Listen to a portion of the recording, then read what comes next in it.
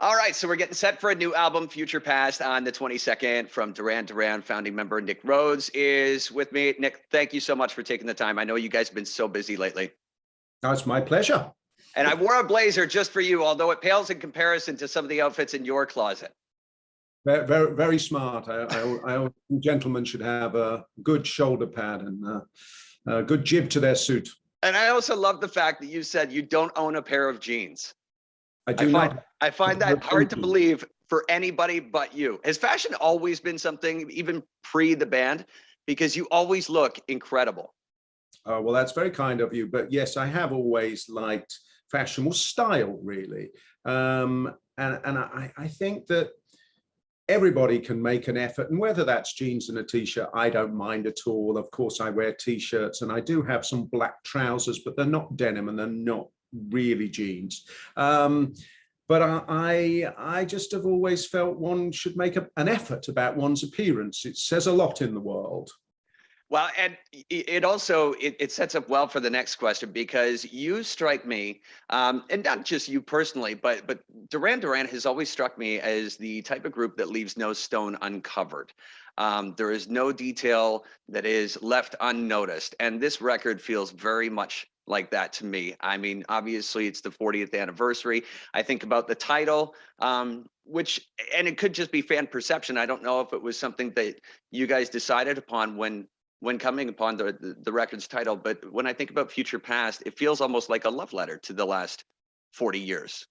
No, I think that's fair and true. It really was the right title, because when we heard the phrase, John Taylor and I were actually having a conversation with a couple of photographer friends of ours, and we were playing them some of the music, which was in a more rough form at that time, and they said, "Wow, it sounds very Future Past." And John and I looked at each other and said, "Did you just say future past?" And we don't like to miss an opportunity, so we borrowed the phrase from them, and it became the album title, because it did say everything about what the record is. We acknowledge the 4 decades of music and great times that we've had with our fans playing live shows. But we also remain in a place where we look to the future for everything we're doing, and we always try to make contemporary records. And so it did feel like the right thing. The record feels very much like that as I work my way through it, because you get to a track like Anniversary that almost feels like you guys are singing your own autobiography. There are a couple of winks in there that I think a lot of fans will pick up on, and if they haven't already. And then my personal favorite is the album's closer. I thought Falling with Mike Garson was the perfect way to wrap up that record.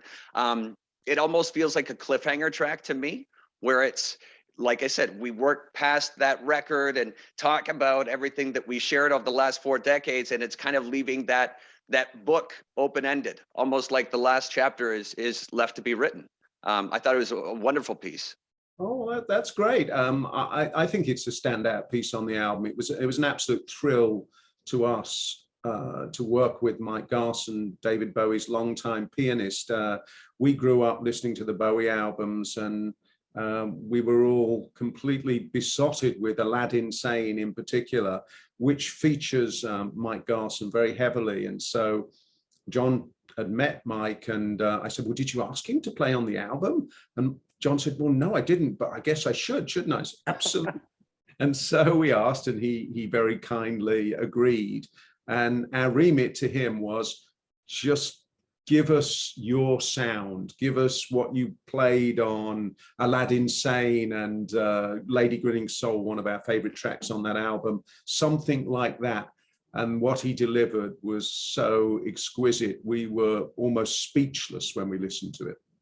I think about the artists that you guys have worked with, collaborated with, producers that you've worked with over the years. Duran Duran doesn't make any bad choices when it comes to the people that you work with. And I think that is partially due to your ear in particular, but also the fact that everybody seems to make decisions as a group. There is no one individual driving the bus per se.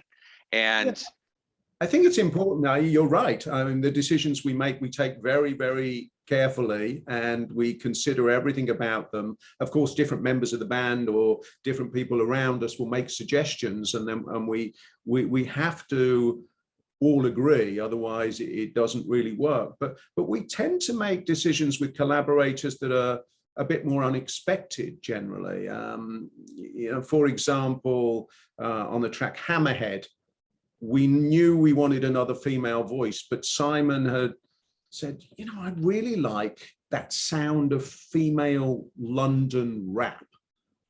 I don't think it's the right sound for an American or any other nationality right now. It wants to be that London sound.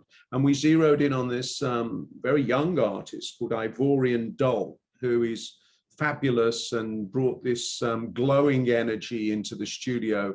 And it really worked well, but it works because it's absolutely not what you would expect in the song. And I think that's, you know, and I think about the track with Tove Lo as well, where, you know, it's such a neat dynamic to hear Simon's vocals play off that a really distinct female. Like you said, you need that sound in particular to work alongside. I want to talk on the album, Give It All Up with Tove Lo. Yeah, she did an amazing job. Again, we weren't quite sure what we were going to get back because that was done remotely. Mm-hmm. We actually were able to work with in London, but Tove Lo got the track. She fell in love with that track and said, can I try and do something on this? And we said, okay, yeah, sure, great. Not knowing at all. And then when it came back, it was one of those fabulous surprises. This album was a little bit arduous at times for you guys to put together. It's about a 2.5-year, almost 3-year process. Obviously, the last 18 to 20 months threw a wrench into a lot of people's plans. But there was a point where you guys just kind of said, okay, maybe we're getting too close to this. We got to step back, take a look at things from 10,000 feet. Yeah, that proved to be something very positive for the record, actually. It was forced upon us by the pandemic. Mm-hmm. In that we didn't want to work remotely apart from each other on the record. It's better when we're in a room together. And so we said, right, we're going to have to put it on ice and we'll see. Nobody knew, of course, how long this wretched delay would be in all of our lives. And so 9 months later, we came in and opened the vault, went into the fridge to take a look at it, and there it was, still intact, fortunately. But at the time, what it really did, because we've never had that luxury throughout our careers, we always just keep going till the end. What it did do is that it sort of, it turned on new lights in the room, and we could suddenly see everything from afar. Mm-hmm. And it was easy to zero in and say, that's what's wrong with that. That's what we were doing wrong. That chorus needs to be rewritten. That lyric needs to be rewritten. That keyboard sound needs to change. The rhythm isn't wrong on that. And I don't think we would have been able to do that so easily at all had we just been carrying on completely blinkered. Now, I also want to talk, if you don't mind for a moment, we mentioned the fact that you guys stepped away from the record over the course of the pandemic, but you also embarked upon what I think is one of the most ambitious projects I've ever heard of.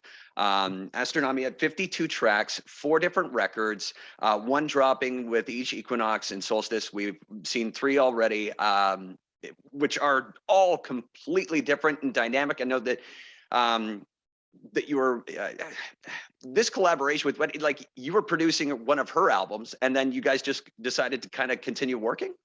Yeah. Well, it was when the pandemic hit and we took off from the Duran album, we had time on our hands, and I just finished Wendy Bevan's solo album, and she wanted to put it out, but we said, well, wait a minute, you're not going to be able to do live performance, you're not going to be able to make videos, you're not even be able to go and do any media at the time, anything. So it didn't seem to be the right thing. I said, well, let's just do a few things. Let's make some instrumentals. You're going to be in LA, I'll be in London. We'll be able to work remotely. Mm-hmm. And so she'd make these incredible pieces with violins and her choral vocal stuff, send them to me, and then I'd layer them up with analog synths, and then I'd make something with all these analog synths and sound effects and send it to her, and she'd add stuff. And actually, we got about 5 or 6 of them quite quickly.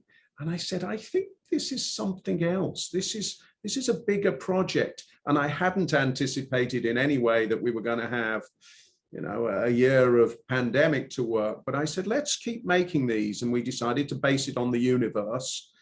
And then as it became clearer we were going to be locked inside for a while, I had the crazy idea of making 52 pieces, basically one for each week, and releasing the 4 albums every 13 weeks on, as you said, on the equinoxes and solstices.